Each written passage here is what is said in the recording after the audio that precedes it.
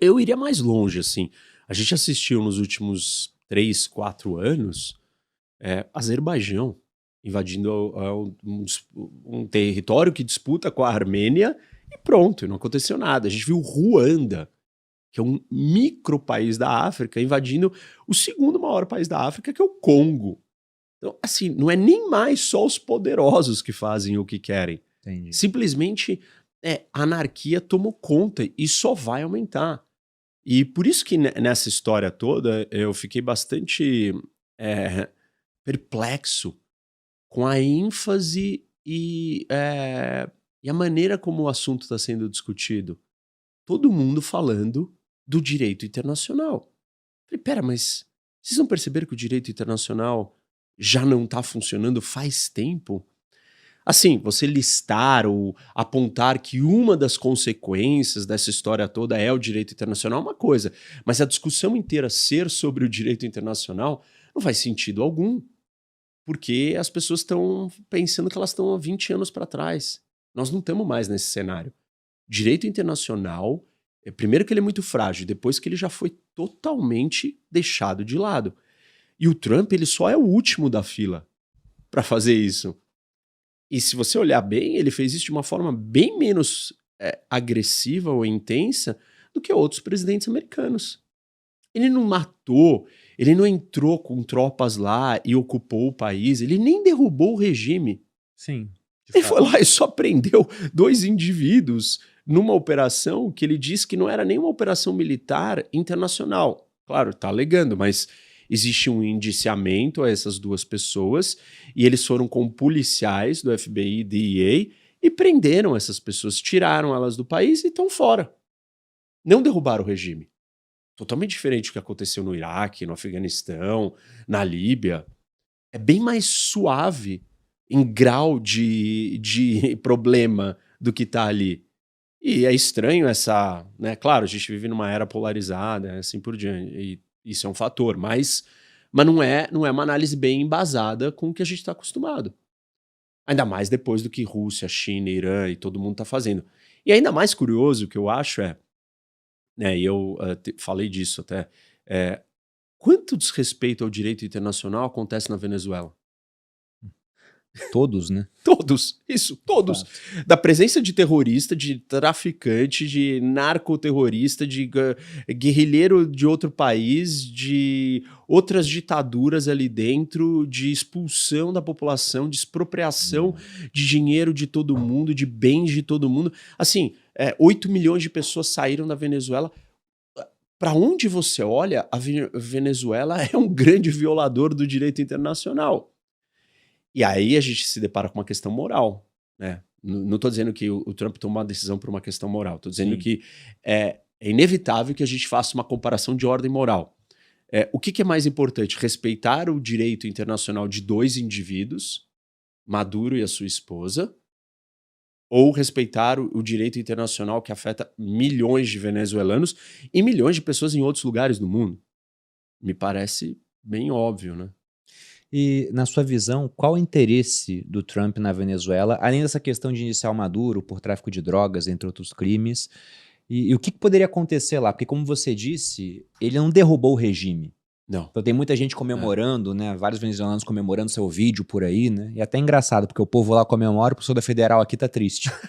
Tem essa diferença, né? De como foi encarado o acontecimento. Mas a vice-presidente, que é a Delcy Rodrigues, ela tá como a governante interina nesse momento.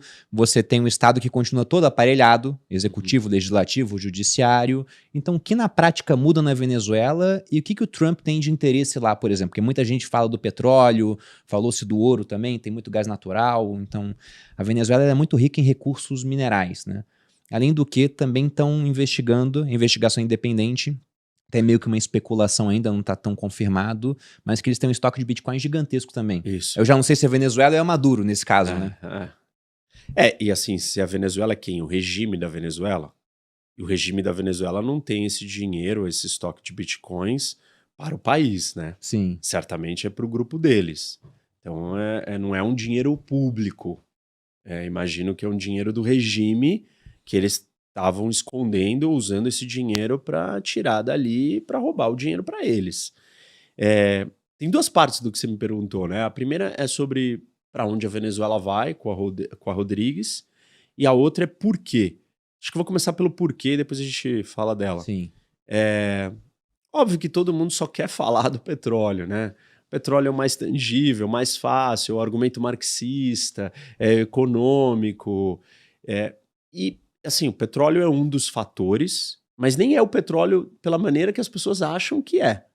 Primeiro porque nos Estados Unidos você não tem indústria do petróleo estatal. São todas privadas. Para uma empresa de petróleo privada investir na Venezuela, ela tem que fazer conta. Ela tem acionista.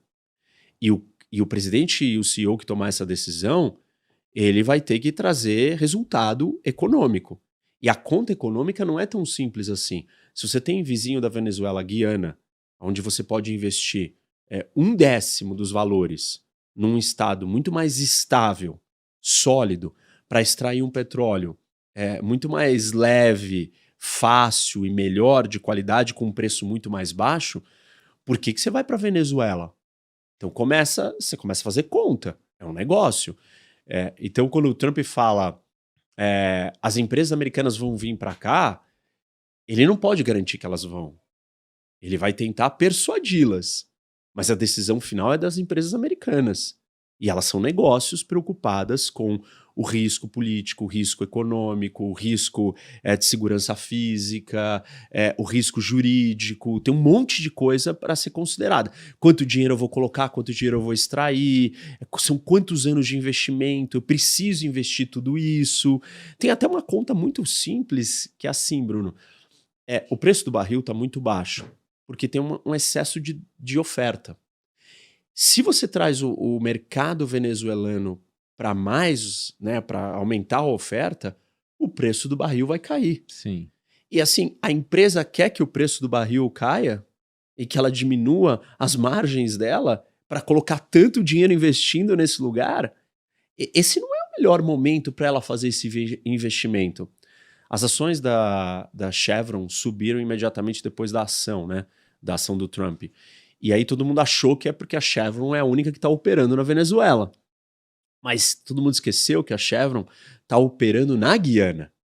E um dos grandes receios era que o Maduro invadisse a Guiana. Sim. E quando o Maduro está retirado do poder, a ameaça de causar problema para a Chevron na Guiana foi congelada. Ou seja, as ações subiram não porque necessariamente a Venezuela é um grande lugar para você investir. Elas subiram porque um outro risco de um lugar estável que está dando muito dinheiro deixou de ser um risco político, no caso. Aí você tem outras questões, né? Para você colocar o dinheiro na Venezuela e esse retorno valer, talvez eles falam num break-even do preço do barril de $80. Se nós estamos em 50 e poucos e o Trump disse que ele quer baixar para menos de 50, você vai começar a criar um problema para os produtores de petróleo dentro dos Estados Unidos de shale, né, de xisto, que quando começa a ficar muito barato, começa a não compensar. Sim. Então, não é tão óbvio assim, não, vou extrair o petróleo e tá tudo bem. Tem algumas outras coisas ligadas ao petróleo que são importantes. Por exemplo, 70% das refinarias nos Estados Unidos precisam do petróleo pesado. Esse era o argumento que eu ia te perguntar. Eu vi uma análise sobre isso, né? Porque, para quem não sabe, a Venezuela ela tem as maiores reservas provadas de petróleo do mundo. Tem mais que a Arábia Saudita, por exemplo. Seria alguma coisa em torno de 300 bilhões de barris. Só que, como o Rock já adiantou, não é um petróleo leve. Ele é denso, é mais difícil de ser refinado. Só que os americanos têm muita refinaria para esse tipo de petróleo. E um outro argumento que eu vi a favor dessa intervenção por conta do petróleo é que os russos também têm muito petróleo pesado. Então, derrubar o preço do barril de petróleo deste tipo seria muito interessante para prejudicar a Rússia. Isso com certeza. Prejudicar a Rússia é uma das consequências do petróleo. Tem uma outra ligada com o petrodólar. Daqui a pouco a gente fala dessa. Mas essa história do tipo de petróleo e das refinarias, porque antes de ter a exploração do fracking, do xisto, os americanos importavam muito petróleo e esse petróleo vinha do pesado. E aí as suas refinarias foram construídas com uma infraestrutura para processar esse tipo de petróleo. E agora não tem mais, porque os Estados Unidos extraem o petróleo de xisto, que ele é leve. Era o maior produtor do mundo. E exporta, inclusive, petróleo, hoje em dia, os Estados Unidos. Então, 70% das refinarias americanas precisam de uma parte da composição desse petróleo pesado. E 40% do petróleo que é refinado nessas refinarias é importado de fora. Então, existe um espaço para esse petróleo ser refinado nas refinarias americanas, principalmente na costa do Golfo, onde, sei lá, das 5 maiores refinarias americanas, 4 estão ali. Então, e que está próximo da Venezuela. Então tem esse argumento. Mas aí é diferente de você falar assim, a empresa americana ela vai lá e vai explorar o petróleo, né, vai investir num campo de petróleo de exploração dentro da Venezuela. E as contas são interessantes. Tem um estudo que fala assim, se você colocar alguns bilhões de dólares em 1 a 2 anos, você consegue aumentar em 500 mil barris a produção. Hoje a produção está quase 1 milhão de barris. Eu vi que estava 900 mil barris. Isso, de 900 a 1 milhão.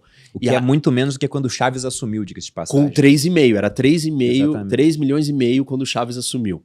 E aí em 2018 ficou em 2 milhões e agora 900 mil. Então eles falam, pô, subiria 50%. Ok, subir 50% é bastante. Mas, desculpa, 1,5 milhão não é nada. O Brasil está chegando nos 5 milhões. Os Estados Unidos produz 14 milhões, 14, 15 milhões por dia. Então percebe a diferença. Ah, não, a Venezuela vai mudar o mercado de petróleo. Não, não é tão óbvio. O que o Trump está oferecendo de incentivo? Ele está virando para as empresas falando assim, ó, eu vou dar seguranças e garantias que você não vai perder dinheiro. Se você perder dinheiro, sei lá, vai ter um bailout, algum tipo de salvamento aqui do governo. Aí eles vão pensar assim, tá bom, mas aí mudou o governo, esse negócio vai continuar valendo? Então, tem várias preocupações, mas o petróleo está na equação. Acho que um outro elemento importante do petróleo, assim, só para constar, é o do petrodólar. Que uma das coisas que faz o dólar, o que ajudou o dólar se consolidar, foi o dólar ser adotado como a moeda no comércio internacional. E a precificação do petróleo em dólar, né, com a negociação do...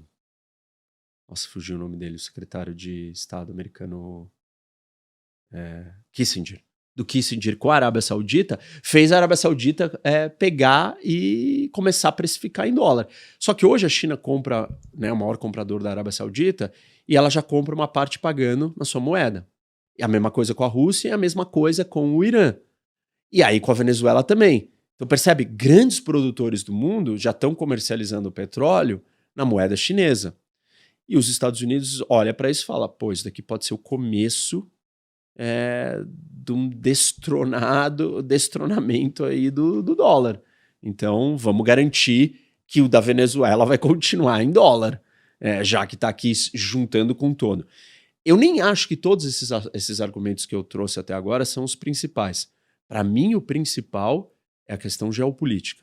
Tem a ver com a doutrina Monroe do século XIX, quando os Estados Unidos falou que não poderia ter influência de outras potências no continente das Américas. O Trump resgatou essa doutrina, escreveu isso na Estratégia de Segurança Nacional Americana no final do ano passado e falou, o continente americano é a região mais importante para os Estados Unidos. E aí ele está dizendo basicamente que ele não aceita que Irã, China, Rússia, Hezbollah, Hamas tenham uma base dentro da Venezuela. E isso é muito relevante para os Estados Unidos e muito importante. Então, eu diria que esse é o principal. Além disso, você tem outros problemas. Imigração, porque a Venezuela está falida, 8 milhões de pessoas já saíram de lá. E você tem o tráfico de drogas, você tem a presença de organização terrorista, você tem um monte de outros problemas. Eu colocaria todas essas coisas nessa equação e o fato de que, assim, você tem que direcionar onde que eu vou gastar a minha energia.